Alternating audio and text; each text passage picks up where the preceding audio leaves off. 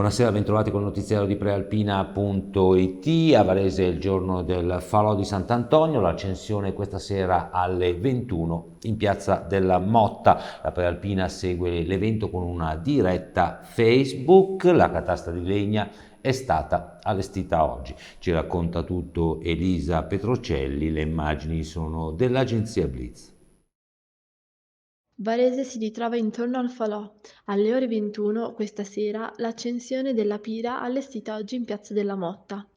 È il primo dei due giorni clou della sagra di Sant'Antonio. Sono attese stasera migliaia di persone. Il falò sarà preceduto dal corteo con in testa le autorità. Legata alla festa anche la tradizione dei bigliettini dei desideri, che vengono inseriti nella catasta ardente. Alta tradizione. In base alla direzione che prenderanno le fiamme, si può prevedere se sarà un anno buono per la città. Le bancarelle sono in funzione da questa mattina e domani altro appuntamento in Piazza della Motta per la benedizione degli animali e il lancio dei palloncini a mezzogiorno. Il falò di stasera può essere seguito nella diretta Facebook di Prealpina. E ora la cronaca, tragedia questa mattina a Rovello Porro, dove una donna di 62 anni è morta dopo essere stata investita in bicicletta. Il servizio della redazione. Tragedia a Rovello Porro, al confine con la periferia nord di Saronno. Una donna di 62 anni, Paola Greselin, ha perso la vita questa mattina dopo essere stata investita mentre andava in bicicletta lungo via Galilei. A urtarla è stata un'auto. La donna, dipendente comunale a Rovello Porro, dove risiedeva, è caduta a terra e malgrado l'immediato intervento dei soccorsi, è arrivato anche un elicottero decollato da Como, non c'è stato niente da fare.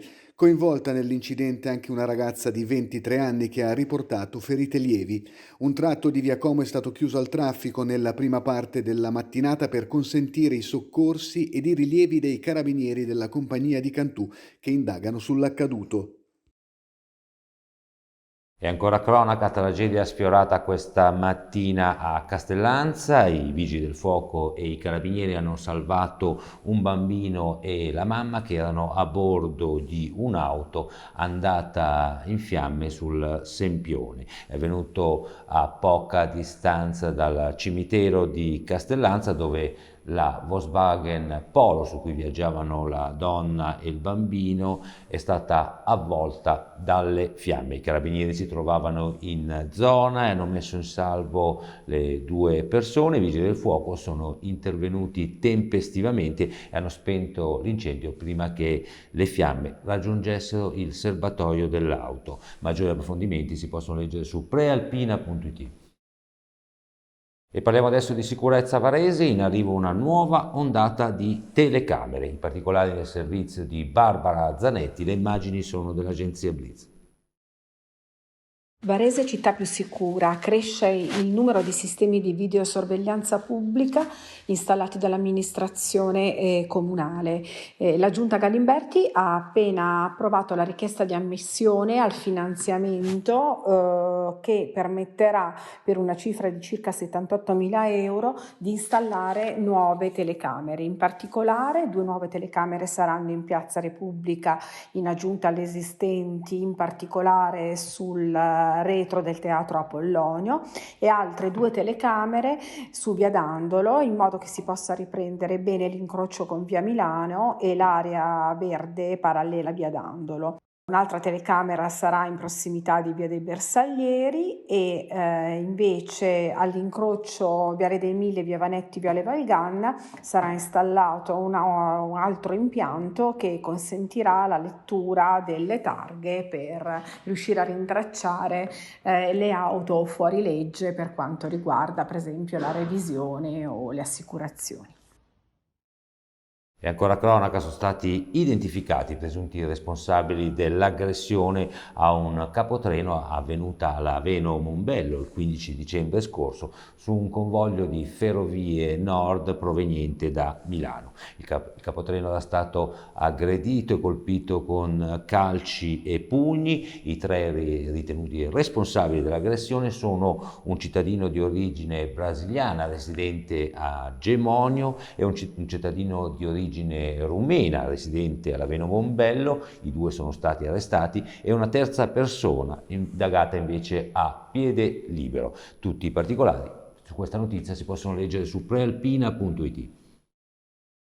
Calano le temperature a Varese e non si escludono deboli nevicate fino a giovedì. Per questo motivo il Comune di Varese ha annunciato che da stanotte alle 4 comincerà la salatura delle strade.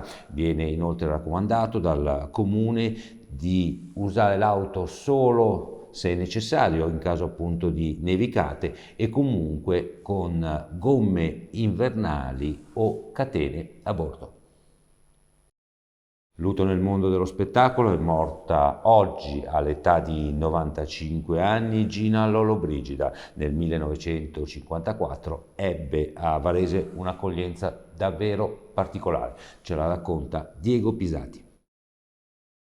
Per alcuni Gina Lollobrigida era la donna più bella del mondo, anche per alcuni varesini che ebbero la fortuna di conoscerla nel settembre del 1954. In occasione degli incontri di cinema internazionale organizzati da Manlio Raffo, presidente dell'ente provinciale per il turismo.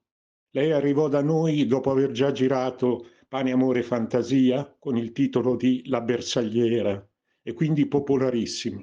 Venne accolta all'Impero con 5.000 garofani rosa e 30 grandissime piante. Fu un trionfo. E chiudiamo con lo sport. Basket. Varese affronterà Pesaro in Coppa Italia. Sentiamo il servizio di Giuseppe Sciascia. L'Open Giommettis prepara il vestito delle feste per frequentare il sottobuono nel Final Eight di Coppa Italia. Ufficiale l'accoppiamento contro Pesaro per i quarti di finale delle Final Eight di Torino. Varese vi tornerà dopo 4 stagioni con il quinto posto, lo stesso del 2019 a Firenze, quando però la formazione di Attilio Caia si fermò subito al primo turno contro i futuri campioni della Vanoli. Sarà derby delle rivelazioni, sarà derby tra allenatori stranieri, sarà derby tra due grandi attacchi, quello della Carpegna di Jasmine Repeja e quello dell'Open Giommettis di Matt Brasi, che travolgendo Napoli con il record stagionale di punti e di scarto, oltre che di assist e di rimbalzi, è riuscita a ottenere un piazzamento promettente per quanto riguarda il tabellone in ingresso alla Kermesse di Torino.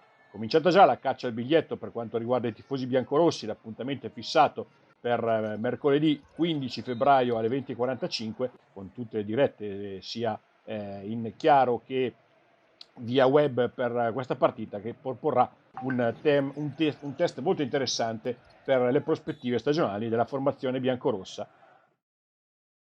Questa è l'ultima notizia, vi diamo appuntamento col TG di domani alle ore 19.